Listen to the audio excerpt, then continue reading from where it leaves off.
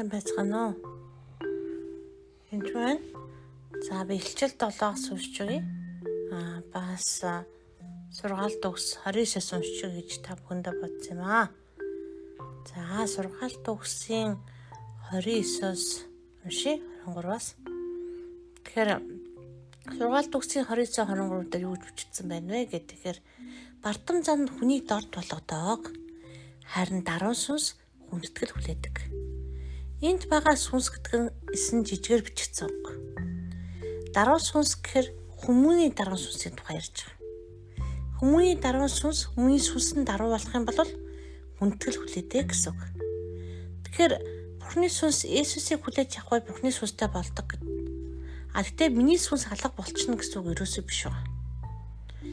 Тэгэхээр ариун сүнс мэдээж ажиллах юм. Ариун сүнс даруй юу даруй?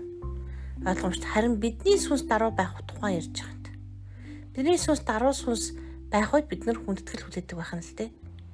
Тэгэхээр бид өөрөө итгэгч болоод болсон ч гэсэн бардам хүмүүс бас байдаг заримдаа. Даруй биш хүмүүс байдаг.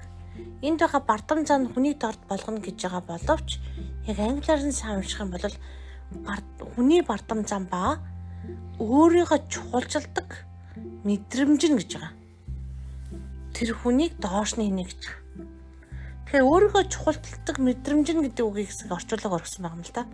Тэгэхээр тухайн хүн бардам байхад доошоо ордог байх нь.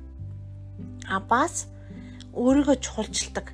Нэгсэндээ бусдыг өөрөөсөө илүү байлгаж дэмжээсэй гэж хэлэхээс гадна self буюу өөрийгөө тойруулан хүрээлэгдэг.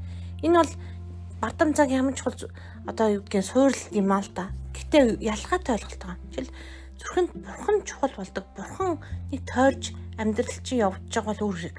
Харин таныг тойрж амьдрал чи явж байгаа юм бол яг тэр мэдрэмжэн дээрээ тулгуурлаж явах юм бол өөрийгөө та доош нь хийж байгаа зүйлээ гэж хэлж байгаа. Тэгээ энэ доошоо хийж байгаа зүйл нь зөвхөн энэ дэлхий дээр доошоо гэдэг зогсохгүй.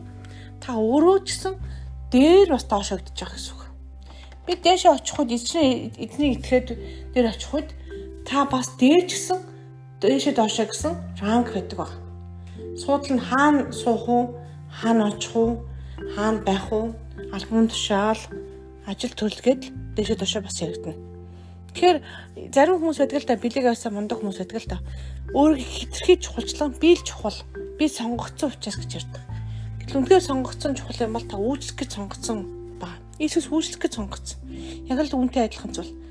Тэгэхээр өөрийгөө чухалчлах буюу тэрийг мэдрэмж нь одоо би энэ одоо юу хийх вүтэй би л илүү чухал. Би гэсэн бас тийм сүнсүүд байна. Би бол би гэдэг сүнсүүд. Би миний л юм чухал. Би л амрах ёстой. Би одоо миний одоо өөрийгөө нэг тавих гэж байгаа. Тэгээ Бурхны нэг тавих ёстой. Тэгээ бусдыг бас хайрлах ёстой. Тэгэхээр итгэж хүний хувьд энэ тэдгээр бозоо сүнсийг бас хөөх ёстой. Дээрээс нь тэр мэдрэмжүүдээс тэр мэдрэмж хаанаас байдгийг олж авах ёстой.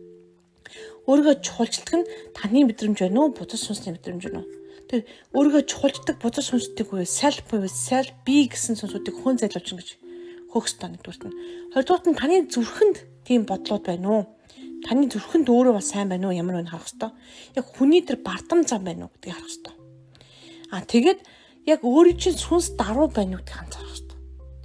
Тэгж гэмээр та яг honor буюу хүндэтгэлийг хүлээж байгаа. Тэр мэдээж хүндэтгэл нь хүмүүсээс ч хүлээгдэнэ, Бурханаас ч хүлээж байгаа. Бурханаас ч гэсэн.